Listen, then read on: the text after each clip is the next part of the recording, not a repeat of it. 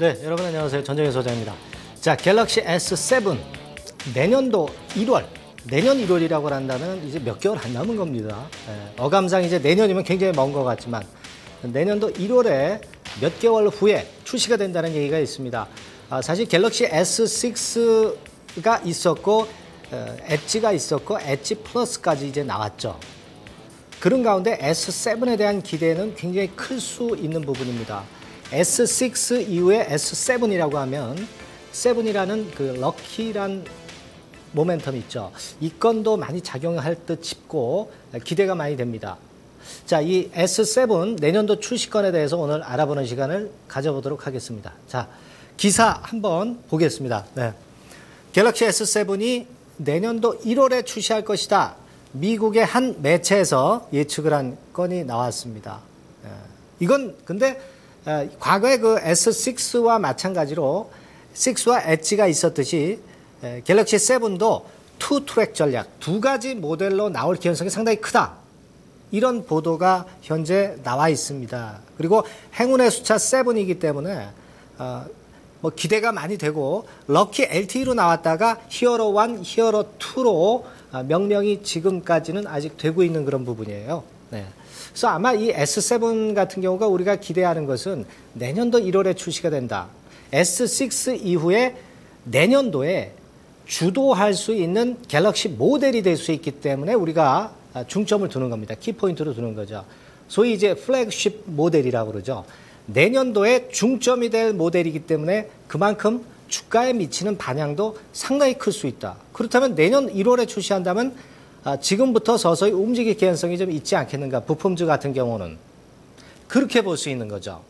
그래서 중요한 것이다라고 판단이 되고, 그리고 이제 예전에 전 시간인가요? 네, 접이식 모델이 나올 수 있다고 말씀드렸잖아요. 근데 아마 이번에는 접이식 모델, 폴더블 모델이 안 나오고 요건에 그냥 평면형 또는 엣지형 건의 갤럭시 S7이 먼저 나오지 않나.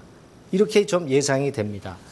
자, 그림 보면은요, 뭐 그림으로 봐가지고는 우리가 잘 모르죠. 이것도 이제 예상도기 때문에 나중에 한번 스펙을 별도로 이제 보도록 하겠고요.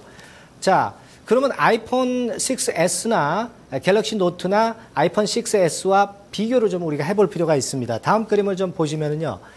자, 이 서너 가지 모델의 비교는 우리가 왜 보냐면 이제 갤럭시 S7도 갤럭시 S6에서 한 단계 업그레이드 된 것이기 때문에 아이폰하고 갤럭시 S6 모델하고 비교를 해볼 필요가 있다. 근데 비교를 쭉 해보니까 다 좋아요. S6가 지금 아이폰보다 못할 게 없습니다. 아이폰이 좀 난 것은 3D 터치. 그 정도가 아이폰이 좀 우월하고요. 나머지 뭐 배터리라든가 또 디스플레이 해상도라든가 여러 가지 부분에서 또 삼성페이까지 지난번에 나왔지 않습니까? 이런 부분에서 현재 갤럭시 S6가 우위에 있습니다. 이것은 뭘 의미하느냐? 갤럭시 S7은 이것보다 더 업그레이드가 되는 거죠. AP라든가 디스플레이라든가 또는 뭐 듀얼 캠이라든가 이런 부분에서 업그레이드가 될 것이기 때문에 애플의 6S나 6S 플러스에 훨씬 나은 그런 모습의 S7을 기대할 수 있지 않겠는가. 이 부분을 나타내주는 그런 측면이라고 봅니다. 물론 소프트웨어는 애플 쪽이 낫겠죠. 아이폰 쪽이 낫겠다고 봅니다. 그러나 하드웨어 쪽에서는 역시 삼성 쪽이 우월하다는 것을 간접적으로 나타내주는 그런 비교였다. 이렇게 볼 수 있겠습니다. 자, 그리고 두 가지 모델 나타난다고 그랬는데요. S6 같은 경우도 S6하고 S6 엣지하고 엣지 플러스까지 나왔잖아요. 되게 두 가지 모델을 선택하면서 약간의 그 뭐라 그럴까요? 그 빠져나갈 수 있는 구멍도 마련할 수 있는 그런 투 트랙 모델로 이번에 S7도 나올 것이다. 이렇게 보시는 게 좀 필요하겠습니다. 자, 그렇다면 AP, 어플리케이션 프로세서, 컴퓨터로 따지면 이제 CPU 같은 거죠. CPU가 어떤 개념을 가지고 탄생을 하느냐. 자, 여기 그림 보이시죠? 이 몽구스죠, 몽구스.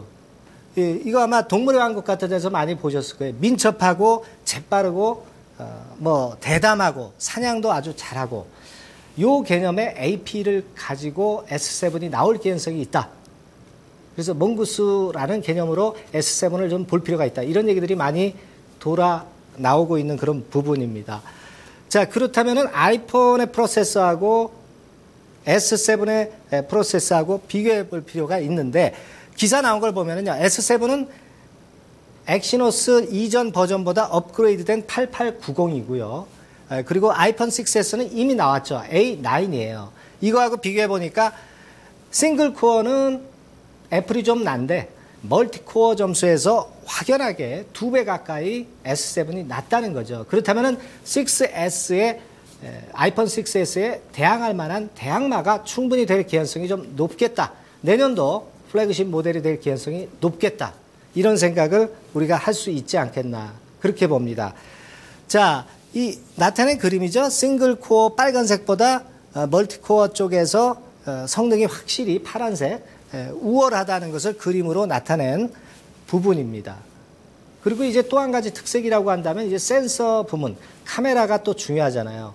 그래서 듀얼 캠이 나온다는 얘기도 있는데, 듀얼 캠이 나오지 않으면 아이소셀 센서를 이용을 해서 화소를 한 1200만 화소에서 2000만 화소까지 그렇게까지 높인다는 그런 얘기가 나오고 있습니다. 듀얼 캠 아니면 아이소셀 센서인데, 아이소셀 센서에 무게를 좀 드는 것 같아요. 그러니까 이런 부분들. 그렇다면 카메라 쪽 관련주들이 각광을 받을 수가 있겠다. 이 부분을 듀얼 캠이든 아이소셀 센서든 우리가 생각할 수 있는 거죠. 네, 그 부분입니다. 그래서 종합적으로 S7의 특징을 한번 보면은요, 다음 그림을 좀 보면은, 네, 이게 중요하죠. 내년도 플래그십 모델이다. 플래그십 모델이라면 주도 모델이 될 수 있기 때문에 주가에 미치는 영향은 굉장히 크다. 이번에 왜 S7을 우리가 주목하느냐면은 대개 이 핸폰 부품주들이 가을에서 봄까지 시세를 내는 경우가 상당히 많습니다. 작년에도 S6, 갤럭시 S6 모델이 치고 나가면서, 초반에 치고 나가면서 그건과 관련된 핸드폰 부품주들이 시세를 크게 냈거든요. 그렇기 때문에 내년도 플래그십 모델이라는 게 굉장히 중요하지 않나, 그렇게 보여지고, 투트랙, 엑시노스, AP 프로세서 칩은 이런 식으로 된다고 말씀드렸죠. 듀얼 캠이 될 가능성도 있고, 아이소셀 카메라 2000만 화소일 가능성 있고요. 화면은 대개 5.7인치 정도로 넓거나, 또는 한 가지 모델은 5.2인치나 또 한 가지 모델은 이제 5.8인치. 뭐 이러한 식으로 나올 개연성이 좀 많다. 그렇게 볼 수 있습니다. 자, 관련주를 한번 알아봐야죠. 네, 관련주 한번 보면 되게 카메라 쪽에 파트론 세코닉스 코렌 쪽이에요. 그리고 애플리케이션 프로세서 쪽이 SNS택이고요. 그리고 검사 장비가 테스나.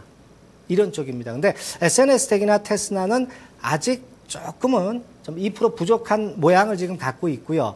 되게 모양상으로는 현재 파트론이나 세코닉스가 우월하지 않느냐. 아까 말씀드렸지만 듀얼캠이나 아이소셀 채택이 불가분하기 때문에 그건과 관련된 파트론이나 세코닉스가 더 낫지 않겠는가.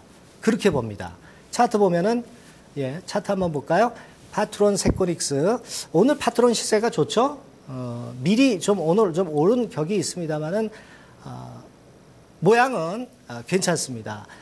그리고 코렌, 다음 화면 보면 되게 SNS택이나 테스나도 있지만 AP 쪽하고 상관은 되지만 모양이 약간은 조금은 더 굳어져야 될 것 같아요. 바닥이. 그런 모양을 좀 기대하고 이런 종목들에 중점을 둬서 좀 많이 주시하시기 바랍니다. 네, 다음 시간에 뵙겠습니다.